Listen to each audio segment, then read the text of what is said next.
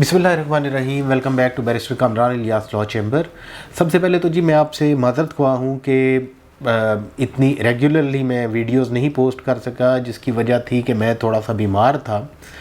अभी भी तबीयत उस तरह ठीक नहीं है, लेकिन मैंने कोशिश की कि क्योंकि इस टाइम दुनिया में बहुत कुछ हो रहा था और जैसे कि आपको ख़ुद पता है कि इज़राइल पैलेस्टाइन का मसला चल रहा है, दूसरी साइड पे आईसीसी वर्ल्ड कप चल रहा है और फिर हमारी कोर्ट्स में काफ़ी डेवलपमेंट हुई है। और अभी हम जो चीज़ डिस्कस करेंगे इस व्लॉग में, उसके बारे में काफ़ी कल से लोग मेरे से क्वेश्चंस कर रहे थे, तो मैंने सोचा कि उसके ऊपर व्लॉग कर देता हूँ मैं और अपना पॉइंट ऑफ व्यू आपके आगे पेश कर देता हूँ। तो वो टॉपिक यही था, supreme court practice and procedure act का जो ऑर्डर आया है ऑनरेबल सुप्रीम कोर्ट की तरफ से, तो उसके बारे में।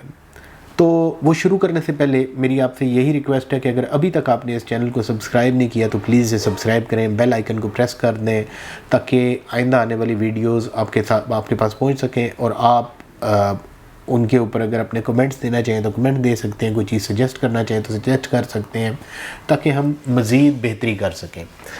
और मेरी रिक्वेस्ट ये है कि इस व्लॉग को आखिर तक देखिएगा लाजमी प्लीज़। तो शुरू करते हैं जी जल्दी से। देखें जी, ये जो ऑर्डर आया है इसके बेसिकली 3 पार्ट्स हैं। जो पहला पार्ट है उसके अंदर ये कह दिया गया है कि the supreme court practice and procedure act 2023 is sustained as being in accordance with the constitution of Islamic Republic of Pakistan. जिसका मतलब ये है कि बात ये हो रही थी कि क्या सुप्रीम कोर्ट के हवाले से रूल्स पार्लियामेंट बना सकती है या नहीं, क्या ये इख्तियार सुप्रीम कोर्ट को है या पार्लियामेंट को है। लेजिस्लेशन करना, कानून बनाना इख्तियार है पार्लियामेंट का, इसी मकसद के लिए ये इलेक्ट होकर पार्लियामेंट में आते हैं। लेकिन किसी भी अदारे के जो प्रोसीजर्स होते हैं जी, वो अदारा ही बनाता है, उसका इख्तियार सुप्रीम कोर्ट के पास है। तो ये जो एक्ट है supreme court practice and procedure act 2023, ये बिल्कुल कॉन्स्टिट्यूशन के बगैर नहीं है अकॉर्डिंग टू दिस ऑर्डर। और फिर उसके बाद दूसरे नंबर पे जो बात हुई वो ये थी कि अपील का राइट, किसी का केस 184(3) के तहत सुप्रीम कोर्ट टेकअप करती है तो क्या उसके बाद उसके पास अपील का राइट होना चाहिए या नहीं होना चाहिए। तो इसके अंदर फैसला ये किया गया कि अपील का राइट बिल्कुल होना चाहिए, लेकिन ये प्रोस्पेक्टिवली होना चाहिए। प्रोस्पेक्टिवली का मतलब ये है कि जो कानून बन गया इसके बाद आइंदा से जो चीज़ें होंगी उनके ऊपर इस कानून का अमल दरामद होगा, उससे पहले वाली चीज़ों के ऊपर नहीं होगा। प्रोस्पेक्टिव का यही मतलब है, आगे आने वाली चीज़ों के ऊपर। ये जब से एक्ट बना है इसे उन्होंने कह दिया जी कि ये कॉन्स्टिट्यूशन के बगैर नहीं है।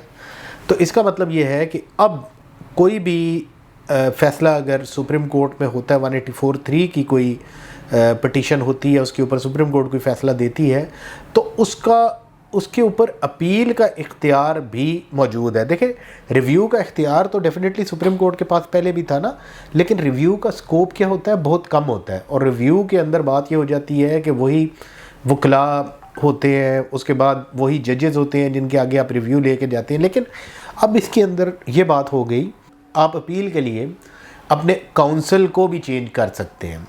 तो मैं ये समझता हूँ कि अच्छी बात है और इस चीज़ को काफ़ी अप्रिशिएट किया है मेजॉरिटी ऑफ द लॉयर्स ने भी। तीसरी बात ये आ गई कि इसके अंदर एक सेक्शन थी जिसके अंदर इस कानून को रेट्रोस्पेक्टिव इफ़ेक्ट दिया गया था। अब रेट्रोस्पेक्टिव इफ़ेक्ट क्या होता है? रेट्रोस्पेक्टिव इफ़ेक्ट ये होता है कि आप कोई कानून बनाते हैं और उसका इफ़ेक्ट पीछे आने वाले लोगों को भी दे देते हैं कि जो काम इस कानून से बनने से पहले हुए थे वो भी इस कानून के अंदर आ गए, अब उनके ऊपर भी यही कानून अप्लाई होगा।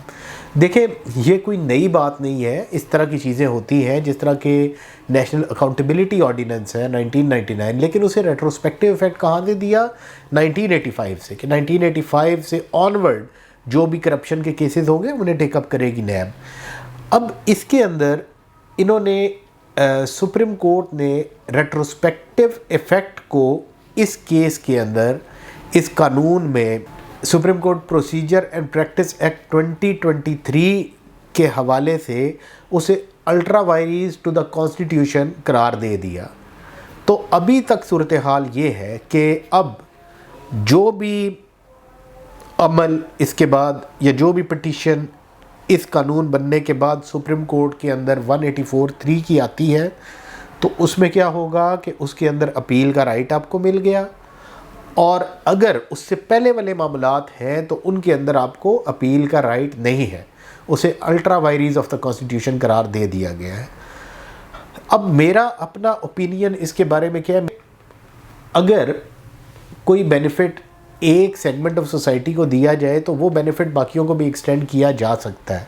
मेरा मानना ये है कि इसके ऊपर रेट्रोस्पेक्टिव इफ़ेक्ट भी होना चाहिए था कि देखें वो लोग जिन जैसे कि मियां नवाज़ शरीफ साहब, उनका तो ट्रायल ही सुप्रीम कोर्ट से स्टार्ट हुआ ना, तो उनके पास तो कोई उसके बाद आगे ऑप्शन ही नहीं थी, वो अपील में नहीं जा सकते, वो कुछ नहीं कर सकते। तो मेरे ख्याल में ये थोड़ा सा हार्श हो जाता है उनके ऊपर।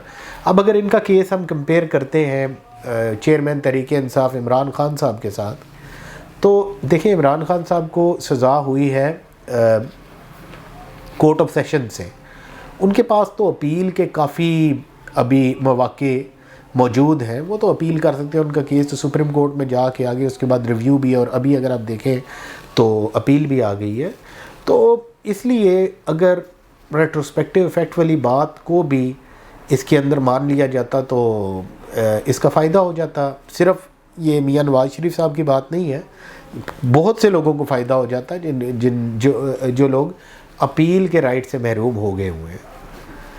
तो खैर ये मेरा नाक़िस ओपिनियन है, अल्टीमेटली होना तो वही है जो कानून कहता है या जो सुप्रीम कोर्ट कहती है। तो यही था जी आज का छोटा सा व्लॉग। उम्मीद है कि आपको पसंद आया होगा। अगर पसंद आया हो तो आप इसे शेयर करें लोगों के साथ, और एज ए सेड बिफोर कि आप अपने सवालात लाजमी पूछ लिया करें ताकि हमारी भी रहनुमाई हो जाए। तो thank you very much ji.